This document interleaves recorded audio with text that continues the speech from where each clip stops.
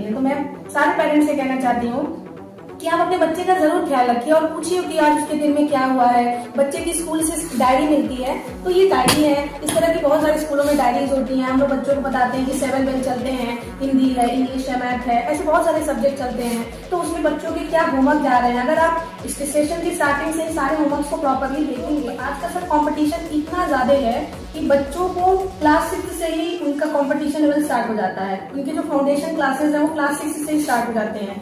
तो हम लोगों ने सर क्लासेस में देखा कि बहुत सारे बच्चे हैं जो अच्छा परफॉर्म करने की कोशिश में तो रहते हैं, लेकिन कुछ 0.1% की वजह से वो बच्चा इस तरह नहीं बताना चाहूंगी कि बच्चे आजकल युवा हैं, युवा बच्चे जो हैं उनका अगर युवा को उल्टा किया जाए शब्द तो वायु बहुत तेज गति से चलता है। तो आजकल के जो युवा है वो बहुत तेज गति से चलते हैं और उनकी जो सोचने की विचारने की जो क्षमता है वो बहुत तेज गति से चलती है, क्योंकि बच्चे बहुत जल्दी सकारात्मक में भी जाते हैं, बच्चे बहुत जल्दी नकारात्मक में। तो बच्चों को संयम जरूर करना चाहिए। जैसे बच्चा अगर सुबह उठ के पहली बार अगर सुबह उठ रहा है तो बोलना चाहिए बहुत अच्छे, आज तुमने बहुत अच्छा प्रयास किया। ये ना कहे कि अरे वाह क्या बात है आज तुम। तो बच्चे को लगता है कि मुझे पेरेंट्स डिमीन कर रहे हैं। बच्चे को हर एक छोटी चीज के लिए अप्रिशिएट करिए। अगर बच्चा पूरा लंच कंप्लीट कर रहा है तो आप उसको ये ना बोल के आज क्या बात है, नहीं, आप उसको बोलिए कि बहुत अच्छा है, नेक्स्ट टाइम से और अच्छे से करते हैं। कोई भी ऐसी चीजें नहीं है कि सिर्फ कॉपी है और बच्चे ने होमवर्क कर लिया, बच्चा फर्स्ट आ गया, सिर्फ वहीं तक नहीं है। बच्चे की एक्टिविटी के साथ हम ग्रो कराते हैं। जैसे सर बच्चे को हम बेसिक बताते हैं कि फ्रूट्स है, तो बच्चे की एक्टिविटी ये कहते हैं कि पेरेंट्स को इन्वॉल्व करते हैं इसमें। इसलिए पेरेंट्स, जैसे कि मैंने पहले भी बताया सर, आज मेरी मौजूदगी माधव पब्लिक स्कूल में है और आपको मैंने दिखाया कि कैसे यहाँ पीटीएम होता है, मतलब कि पेरेंट्स टीचर मीटिंग।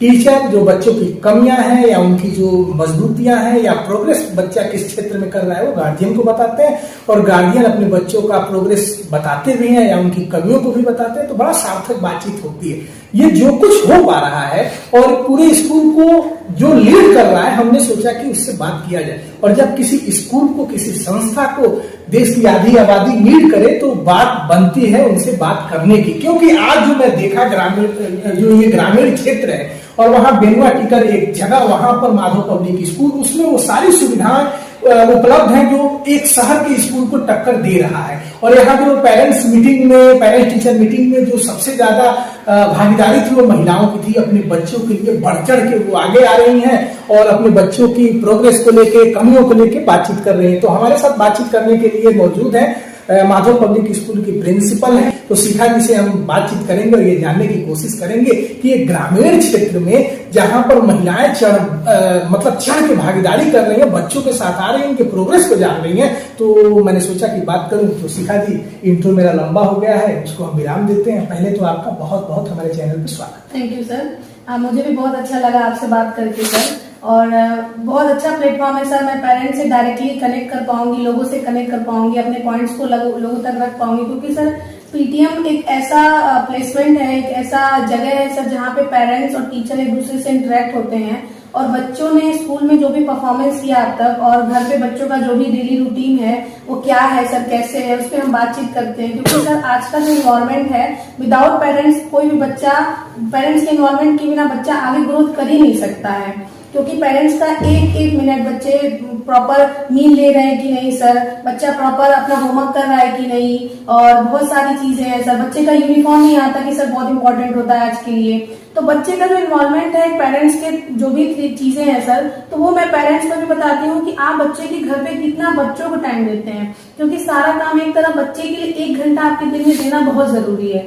तो मैं पेरेंट्स से यही कहती हूँ कि प्लीज आप अपने बच्चों को टाइम दीजिए। क्योंकि सर आज का जैसे पीटीएम रहा तो हमारे यहाँ ज्यादातर पहले लेडीज हैं जो उतना इन्वॉल्व नहीं होती थी, लेकिन अभी बहुत ज्यादा हमारे यहाँ 80% लेडीज ही हैं जो इन्वॉल्वमेंट हो रही है। और कहीं ना कहीं बच्चे के साथ पेरेंट, फादर तो है सर, वो जॉब पे चले जाते हैं, लेकिन जो मदर है वो घर पे रहती है। तो जो सारा केयर है वो बच्चे का एक मदर ही करती है। तो मैं सारे पेरेंट्स से कहना चाहती हूँ कि आप अपने बच्चे का जरूर ख्याल रखिए और पूछिए कि आज उसके दिन में क्या हुआ है। बच्चे की स्कूल से डायरी मिलती है, तो ये डायरी है, इस तरह की बहुत सारे स्कूलों में डायरीज होती हैं। हम लोग बच्चों को बताते हैं कि 7 बेल चलते हैं, हिंदी है, इंग्लिश है, मैथ है, ऐसे बहुत सारे सब्जेक्ट चलते हैं। तो उसमें बच्चों के क्या होमवर्क जा रहे हैं, अगर आप इस सेशन की स्टार्टिंग से ही सारे होमवर्क्स को प्रॉपरली देखेंगे तो डे बाय डे आप बच्चे की प्रोग्रेस को भी देख पाएंगे। उसके बाद जब बच्चे का एग्जाम होता है तो उसके एग्जाम में क्या वीकनेस रह गई, क्या उसकी स्ट्रेंथ है जिसपे मुझे काम करने की जरूरत है, तो वो 1-to-1 एक पीटीएम में हो सकता है सर। मुझे बड़ी अच्छी चीज एक लगी है, ये मेरे लिए नया है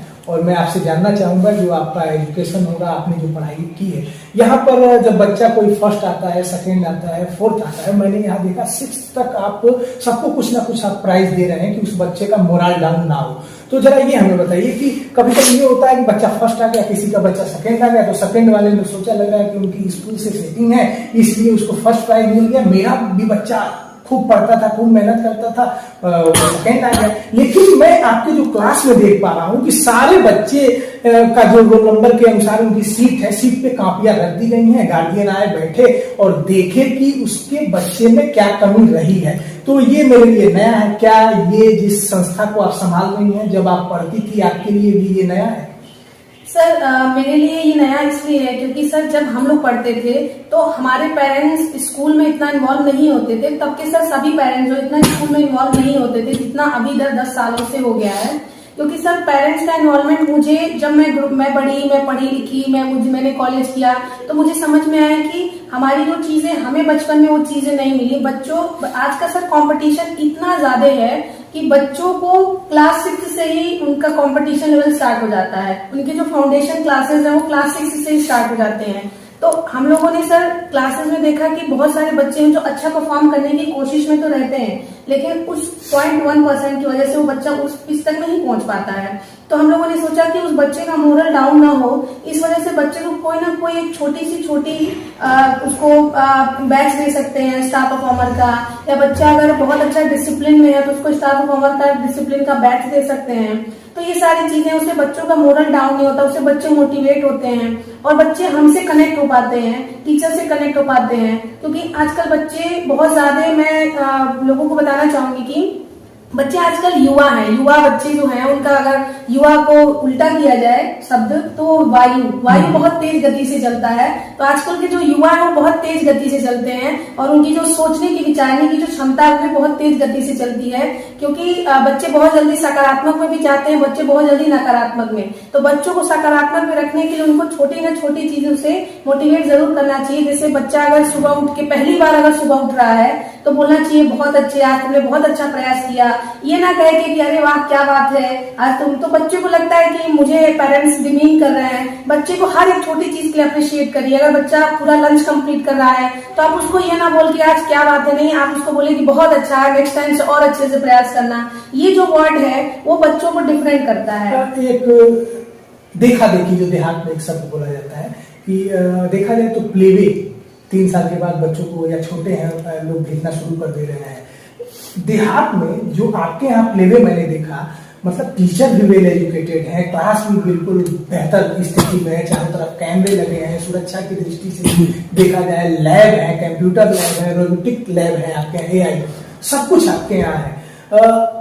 प्लेवे की दृष्टि से जो आपका क्षेत्र है, क्या रिस्पांस लोगों से मिल रहा है जिस तरह के आपके यहाँ क्लासेस चल रहे हैं? मुझे जो लग रहा है ये गोरखपुर के किसी भी स्कूल को टक्कर दे रहा है। सर आपने जैसा बताया कि हमारे यहाँ जो प्लेवे की क्वालिटी है सर, अभी क्या है, बच्चों का जितनी भी प्लेवे की एक्टिविटी है वो सारी एक्टिविटी बेस्ड है। कोई भी ऐसी चीजें नहीं है कि सिर्फ कॉपी है और बच्चे ने होमवर्क कर लिया, बच्चा फर्स्ट आ गया, सिर्फ वहीं तक नहीं है। बच्चे की एक्टिविटी के साथ हम ग्रो कराते हैं। जैसे सर बच्चे को हम बेसिक बताते हैं कि फ्रूट्स है, तो बच्चे की एक्टिविटी ये कहते हैं कि पेरेंट्स को हम इन्वॉल्व करते हैं इसमें पेरेंट्स, जैसे कि मैंने पहले भी बताया सर, आपके पिछले क्वेश्चन का मैंने जवाब दिया कि आजकल हर एक छोटी चीज में पेरेंट्स का इन्वॉल्वमेंट होना बहुत जरूरी है। अगर हम छोटे बच्चों में जैसे फ्रूट्स में पढ़ा रहे हैं तो हम बच्चे को बोलते हैं कि अपने बच्चे को एप्पल भेजिए या ब्रिंजल भेजिए या पपाया भेजिए या जो भी बेसिक चीज होती है उतने इन्वॉल्वमेंट में। तो उससे बच्चा जब रियल चीज को लेकर आता है तो उसका इन्वॉल्वमेंट पेरेंट्स ने उसे दिया और बच्चे ने अपने स्कूल में परफॉर्मेंस किया कि मैं लेकर आया हूँ, तो इससे टीचर भी कनेक्ट होता है।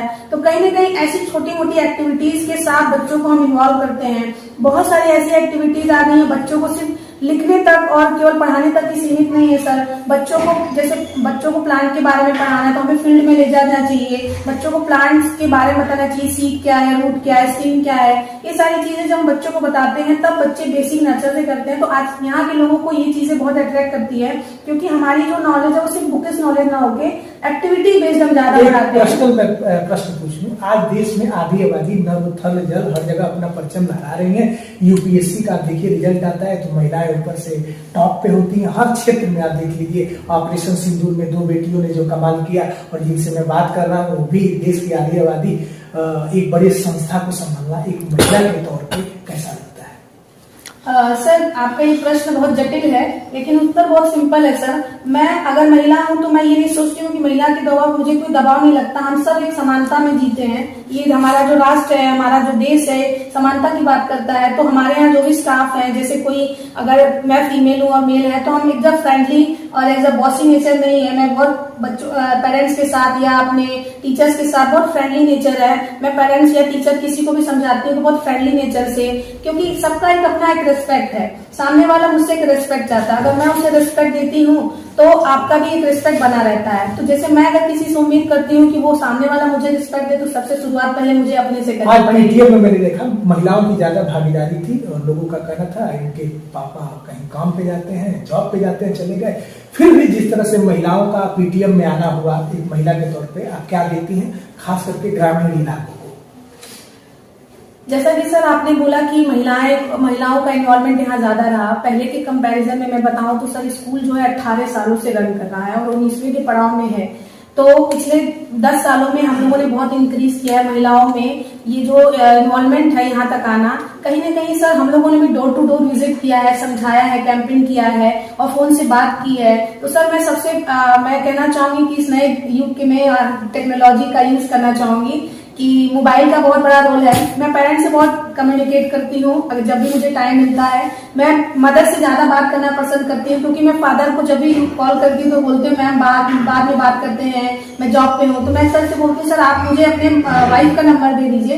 तो जब से मैंने लेडीज से बात करना शुरू किया है, मैंने उनसे रिक्वेस्ट किया है, तो वो उनका इन्वॉल्वमेंट हुआ है। तो कहीं ना कहीं पेरेंट्स, मैंने उनको भी समझाया कि मैम आप घर पे रहती हैं, आप अपने बच्चे को ज्यादा समय देती हैं, आपका जानना जरूरी है कि बच्चे स्कूल में क्या कर रहा है, तो ना कि फादर का। मेरी बातचीत हो रही थी माधव पब्लिक स्कूल के प्रिंसिपल शिखा जी से और इन्होंने खुल के अपनी बात रखी और ग्रामीणांचल में जिस तरह का लोगों का भाव है, जिस तरह से यहाँ पर व्यवस्थाएं मुझे देखने को मिली, वो गार्जियन की कमी होगी, इसीलिए वो बच्चा आगे नहीं जा पाएगा। क्योंकि वहाँ के टीचरों को मैंने सुना आपका बच्चा इस सब्जेक्ट में अगर वीक है तो 1 घंटे में एक्स्ट्रा दूंगा, उसका फीस नहीं लेना है और आप अपने बच्चों पर जरा ध्यान दीजिए। मैं सारी बातों का एक सार आपको बता दूं कि बच्चों का जो सबसे फर्स्ट गुरु होता है वो माँ बाप ही होता है। यहाँ तो बच्चे 5-6 घंटे रहेंगे, बच्चे घर पे क्या कर रहे हैं, किन से बात कर रहे हैं, वो मोबाइल को हेल्पिंग हैंड बना रहे हैं, यूट्यूब पर वो सहयोग ले रहे हैं या गेम्स खेल रहे हैं, तो माँ बाप जानेंगे। आपका ये कर्तव्य होता है, पीटीएम में जो कुछ बताया गया है, डायरीज में क्या लिखे गए हैं, अगर इंग्लिश नहीं समझ में आती है किसी से पूछ लीजिए, नहीं आता है